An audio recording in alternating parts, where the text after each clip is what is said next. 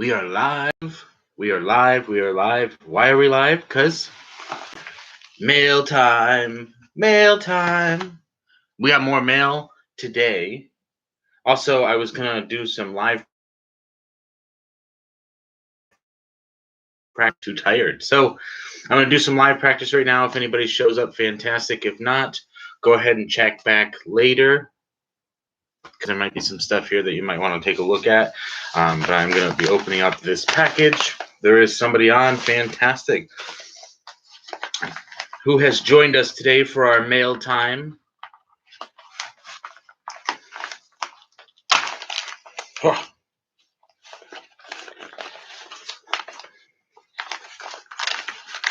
Whoop, whoop. We're just opening some mail. Let's take a look here. Kapow, we got some Rise playing cards. Boom. And a second one. We've got 2 Rise playing cards. I got one for myself, and I got one for Mr. David. Oh, there's some more stuff in here. Some stickers. Fantastic. We got some stickers. Okay. One looks like this. One looks like that. Sweet. For those of you who had joined and then decided to leave because you don't like Rise playing cards, I guess. No, that's okay. You might have just been clicking in to see what was going on. Yeah, we're just opening mail. We're going to be doing some practicing with some cards. I did win a giveaway yesterday because Rise Magic does giveaways on Mondays and Thursdays. Not every week, because sometimes they got business stuff going on, like this week. They're not going to be there Thursday for the game night, but it's a good time. Go check them out. You can win decks every week. So I did win an extra, even though I just bought 2 decks, I just won one. So I don't need 2 decks. So if you guys want a giveaway, maybe we'll do a giveaway at the end of the month on some Rise Magic cards.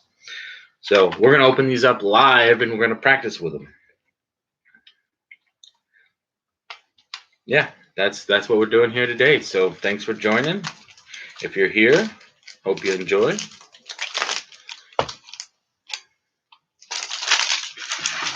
There we go. I just ordered some more stuff from Rise.com.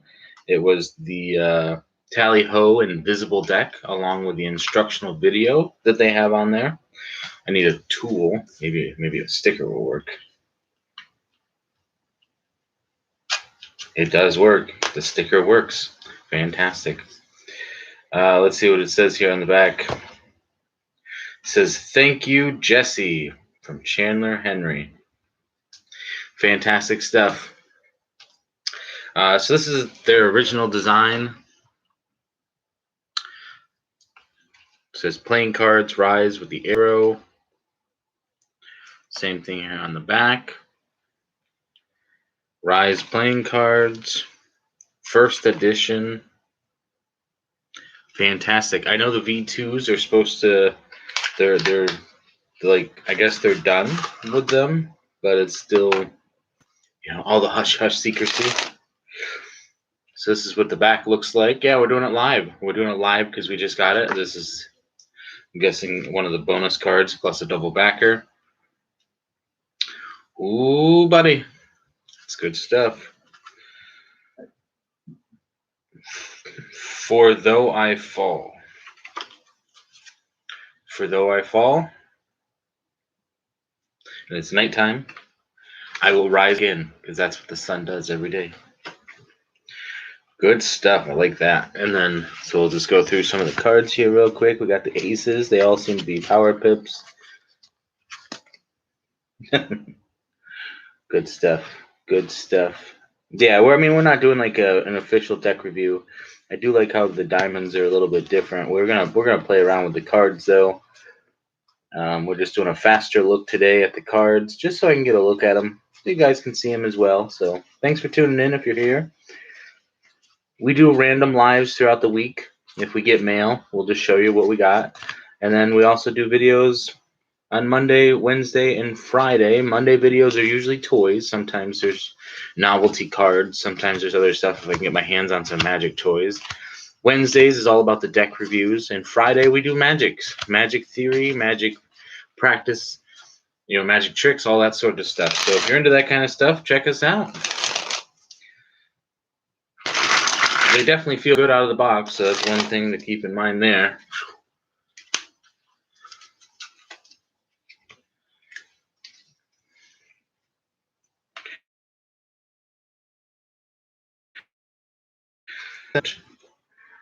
Definitely like that one. That's nice. We're going to take the double backer out for right now. What we're doing with our hands, because that's really what we're looking for here. There we go. We'll take a step back there. Let's see. We always try the twisted rain, so let's see if we can do some twisted rain. Well, first finger popped open there, but I retained it. There we go. Spread.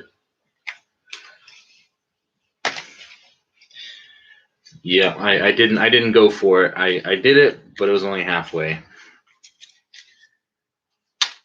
Hey, it's pretty good stuff. Very good stuff.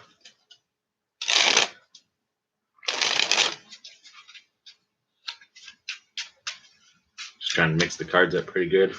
They feel great. They look pretty good.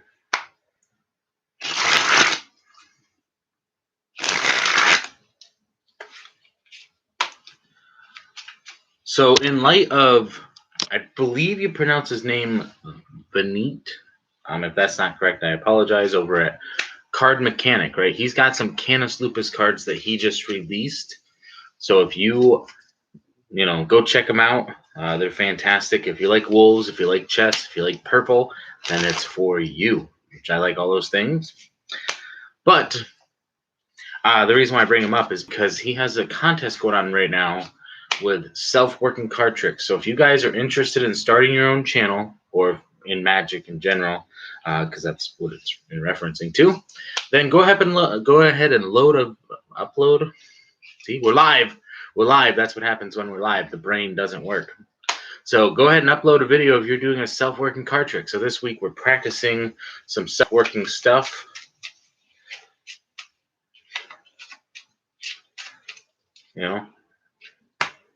Self-working stuff.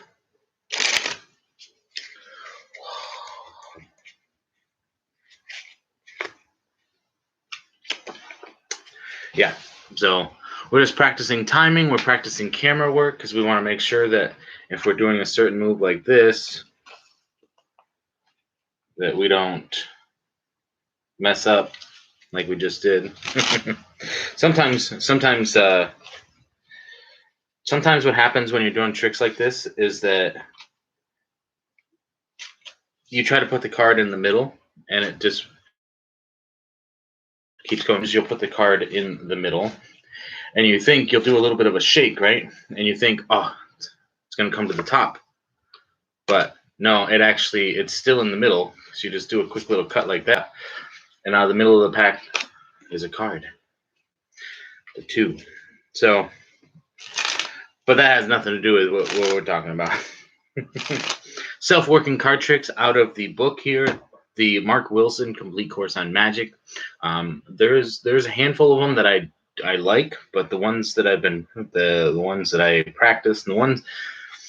So we're gonna have a talk here. We're gonna have a real talk while we're playing with the cards here.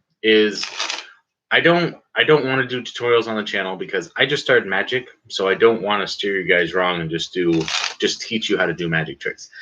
Flourishes and things like that, I don't have any opinion one way or the other as far as teaching you those, because if you want to learn them, just watch me, and if you need some pointers, I'll send you in the right direction to learn them, because they're flourishes. They're really just meant to look good, and you have to put in a lot of time to learn them. Whereas if it's an easy magic trick, or maybe it's not an easy magic trick, but maybe it's something like, for instance, if somebody else owns it, that's one thing that's different. But obviously, like when I do Twisted Rain, I tell you, Daniel Madison is the one that does it, that taught me when I watched this video. So go check that out. But as far as teaching stuff on the channel, where was I going with this? I lost my train of thought. No, I was watching the Magic Guys podcast, and they were talking about teaching people magic. And so on my channel, I don't want to teach stuff, but I do want to provide a platform for beginner magicians to have an opportunity to see somebody else struggling and trying the same things that they are and kind of grow together. So don't ever consider what I'm doing as a means of like teaching you anything. We're just merely on the same page, just trying to help each other get better. So that's really what we're doing here on the channel. So in terms of flourishes and things like that, but there are things that I will teach you because I feel like there are freebies in magic. I know I just started, so I really shouldn't really have like a thing for that. But for instance, like I have my joke where, you know, I say something like this where I'm like, oh, that's a nice 5 right there. That's a beautiful 5. If you flick it, actually turn. So it's really interesting that particular move, you know, that cards can count that way, right? However, exposed, that is one that I make a joke about because I know Jesse exposed it on live TV, but that was a different Jesse. It wasn't me. And so I have a joke that I can use for that particular trick, but that's like the only one. Well, that and if it's a beginner level trick, then am I really teaching you? Like, I'm not really telling you anything. Like I've talked about how if you have a non-symmetrical back, you can turn the card around. That's not really like, I don't know. I don't know. As far as the little hints and pieces that I give people, the 5 people that watch my stuff, you know, the same 5 fantastic people, you know, it's all good stuff. If you're just tuning in, we've got Rise magic cards today. You know, we're just doing a live practice. We just opened them in the mail, so we had a good time. Boom. Rise magic cards. We're working on self-working card tricks out of the Mark Wilson Complete Course in Magic. The 3 that I'm focusing on directly is, if you're following along, we're practicing the one that I've known since I was a kid is called the key card, which I've taught on the channel. I will teach it to kids. I will teach if you're, this is to get back to the main point because I'm rambling, is what they were talking about is, what do you say if somebody says, hey, can you show me that trick? And, you know, you can go check out the Magic Guys. I don't remember if that was a Patreon one or not, but if you want to be a Patreon, go ahead and check out their Patreon. But the question was, what do you do if somebody says, can you teach me that trick? And you just make a joke out of it and say, no, I can't tell you, blah, blah, blah. However you want to do it, they have a bunch of answers. My thing is that I'm not opposed to teaching you something that obviously I'm not going to be like, well, I'm magic or something silly like that. I'm not going to take myself very seriously. But what I would do, depending on the setting, is I would teach them a very simple, run-of-the-mill trick that anybody could really learn. And I like the key card because it's a self-working trick, but it really is it's a beginner level trick. So for me, I would just, especially if they're a kid, because they can't even handle the cards properly. But if I'm like, well, let's take a look at the 5 of clubs, for instance, right? Go ahead and cut the card. Boom. We'll come in here like this, and you know, I already know your card because I looked at it. But you know, that was the key card. That's how quick it is. That's legitimately from basically saying, look at this card. I cut it into the pack. And now I'm opening the pack up, and I'm looking, and I'm like, oh, you must have had the Jack of Spades, right? That's how quick it is. That's how easy it is. So in that regard, it gives them instant gratification, but they're not really learning anything because they don't know what to do with it. They don't know what else they can do with it. You know, there's, you know, for instance, if I want to do something like this where I'm like, oh, 5 of hearts is a nice card, you know, just we'll go ahead and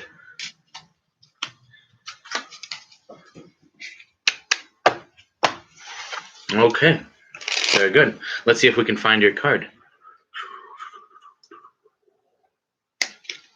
Oh, There it is. Something like that where you're doing more stuff and more stuff is happening. You didn't really teach them anything about magic though, and I think that's probably part of my issue is I don't mind teaching them something like the key card, but the magic trick, and this is what people want, they want to know the puzzle. Well, if you want to know a puzzle, go buy a puzzle. But if you want to know magic, then you got to work on performance. You got to work on pattern. You got to work on being comfortable around other people, and you got to be comfortable with making a fool of yourself because stuff will happen. So if you're gonna learn magic, just learn how to be confident, learn how to be comfortable. And this is the same thing for everything. I would almost recommend, and it's something that I've considered, obviously time willing, is join a comedy club. Even if it's just improv. I'm not saying go to like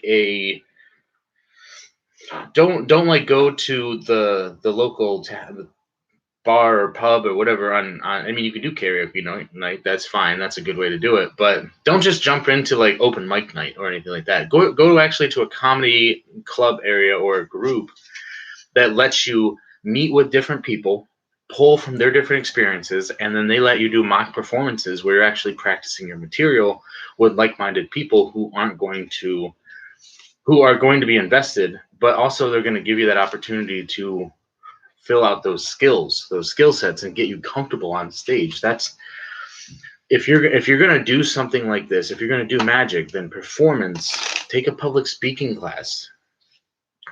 If you're gonna do magic, like they were just talking about on the Magic Guys, how you get to a certain point where you leave your job. Well, for some of us, if you only want to do magic on the side, I mean, full time, that's always the dream for everything. I would love to do YouTube full time. I'd like to do magic full time.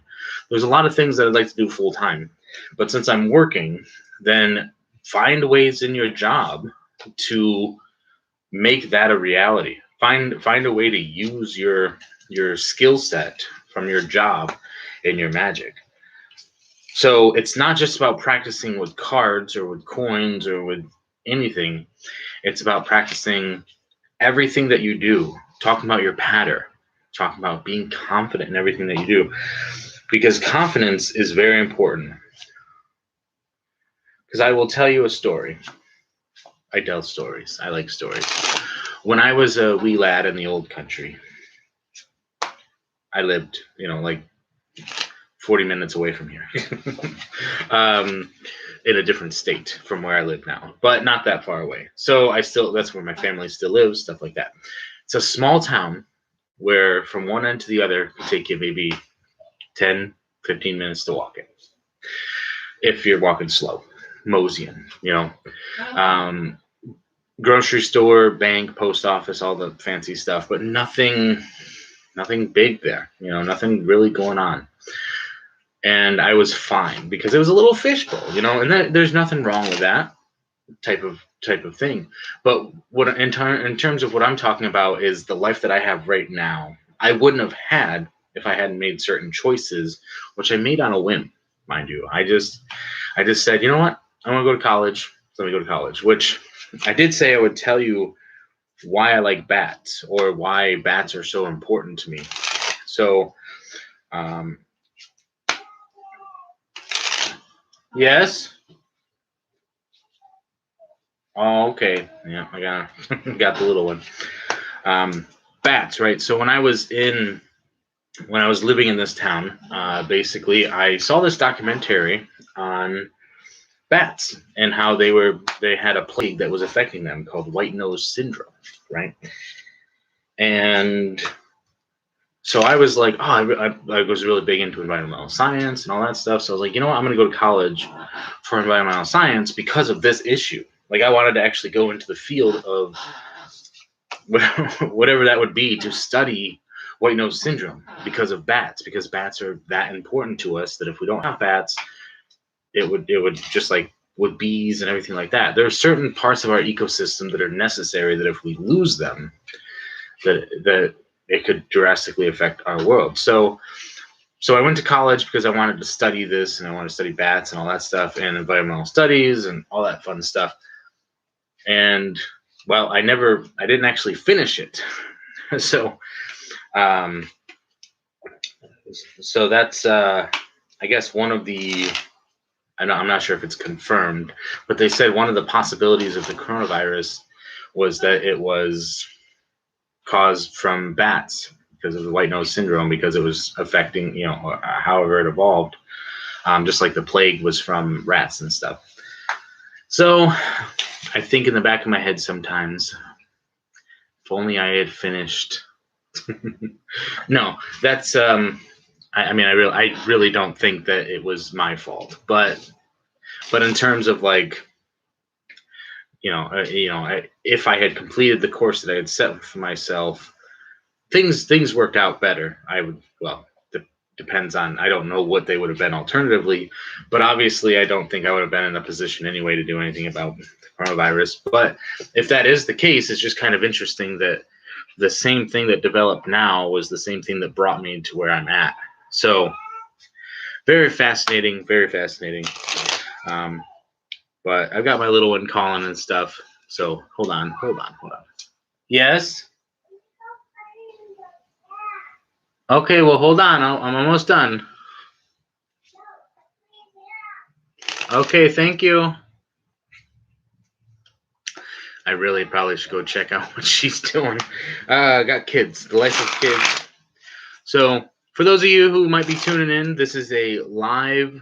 We opened our mail. We got some Rise playing cards. I did a quick review on them, and we were doing a live practice, and we were talking a little bit. I'm getting a little deep here today. Getting a little deep. I was going to do this last night, but I was too tired. Let's see. Woohoo.